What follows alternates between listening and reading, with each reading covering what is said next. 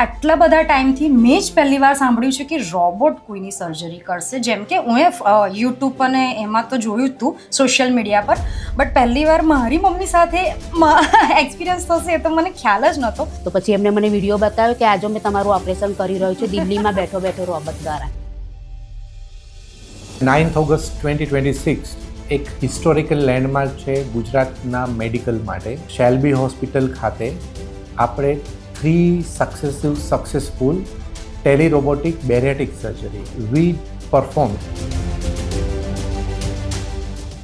મારું નામ પરેશાબેન પંચાલ છે. મને કશી પ્રોબ્લેમ નથી, તો વજન વધારે હતું મારું. બોડી તો પહેલેથી જ હતી મારી, નાનપણથી જ. અને પછી ધીરે ધીરે વધવા લાગી અને વધવાના કારણે એને ઘણું બધું થતું હતું. બેસવા ઉઠવામાં બહુ જ બધી પ્રોબ્લેમ થતી હતી. તો એમને મને કન્સલ્ટ કર્યું હતું કે તારી મમ્માને તું અહીંયા લઈ આવ અને તું એકવાર એમની સાથે વાત કરાવ મારી, હું એને વિસ્તારથી સમજાવીશ, એ પ્રમાણે પછી આપણે આગળ વધીશું. હું doctor Parag Patel, robotic and bariatric surgeon, Shelby hospital Ahmedabad. 9th August 2026 એક હિસ્ટોરિકલ લેન્ડમાર્ક છે ગુજરાતના મેડિકલ માટે. શેલ્બી હોસ્પિટલ ખાતે આપણે 3 સક્સેસફુલ ટેલિરોબોટિક બેરિયાટિક સર્જરી, એટલે કે જે સર્જરી ઓબેસિટી અને મેટાબોલિક સિન્ડ્રોમ જેમ કે ડાયાબિટીસના કંટ્રોલ માટે થાય છે, એ સર્જરી વી પરફોર્મ ટેલિરોબોટિકલી.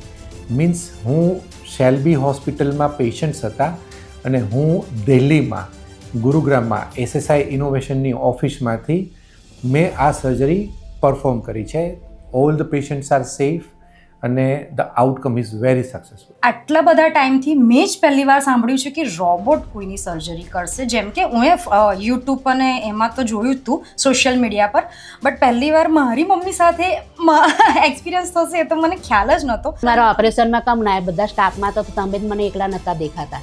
તો પછી એમને મને વિડીયો બતાવ્યો કે આજે મેં તમારું ઓપરેશન કરી રહ્યું છું દિલ્હીમાં બેઠો બેઠો રોબોટ દ્વારા. અમદાવાદમાં ત્યાં બેઠા બેઠા કેવી રીતે ઓપરેશન થાય, મેં એ વિચારું છું એવું. ટેલિરોબોટિક સર્જરીઝમાં સૌથી પહેલો ચેલેન્જ ઇઝ કોમ્યુનિકેશન, કે ત્યાંથી હું સર્જરી કરું છું થ્રુ રોબોટ, તો that should be no lag, એટલે કે મારી હેન્ડ્સની મૂવમેન્ટ થાય ને અહીંયા લેગ આવે તો surgery can not be perform.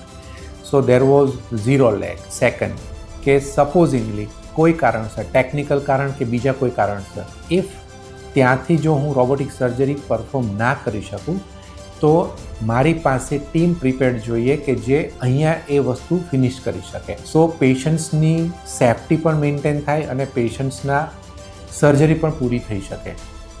આ ઉપરાંત ટીમની ટ્રેનિંગ ઇઝ વેરી ઇમ્પોર્ટન્ટ.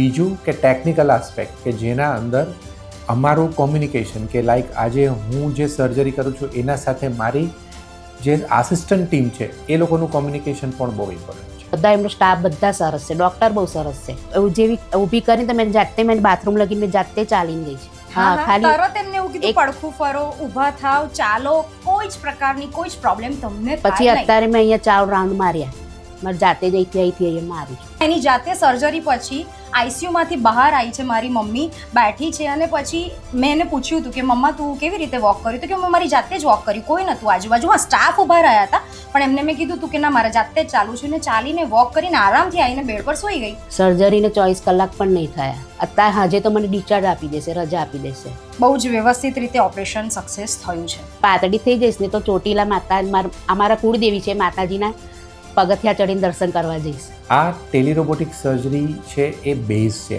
આના ઉપર આપણે ફ્યુચરને ઘડશું. આ સર્જરીને કારણે અમે હવે શેલ્બીની દરેક બ્રાન્ચને એકબીજા સાથે કનેક્ટ કરી શકશું.